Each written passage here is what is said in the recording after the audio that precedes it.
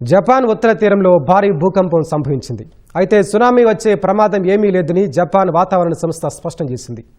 ఇవాటే prefecture తూర్పు తీరంలో సంభవించిన ఈ భూకంప తీవ్రత రిక్టర్ స్కేల్పై 7.2గా నమోదైందని జపాన్ వాతావరణ సంస్థ తెలిపింది. మొదట తీవ్రతను 6.9గా అంచనా వేసినప్పటికీ ఆ తర్వాత 7.2గా నిర్ధారించారు. భూకంప కేంద్రం భూమికి 50 కిలోమీటర్ల లోతులో ఉన్నట్లు అధికారులు వెల్లడించారు. ఇటీవలి కాలంలో ఈ ప్రాంతంలో తరచుగా బలమైన భూకంపాలు సంభవిస్తున్నాయి.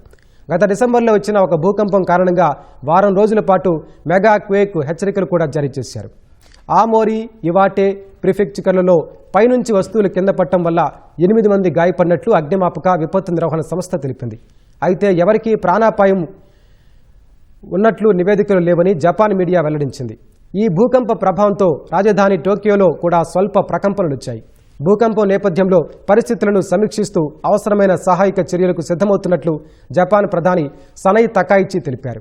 భద్రతా తనిఖీల కోసం ఈశాన్య ప్రాంతాల్లో నడిచే కొన్ని బుల్లెట్ రైళ్లు, ఇతర స్థానిక రైళ్ల సేవలను తాత్కాలికంగా నిలిపివేసినట్లు చెప్పారు.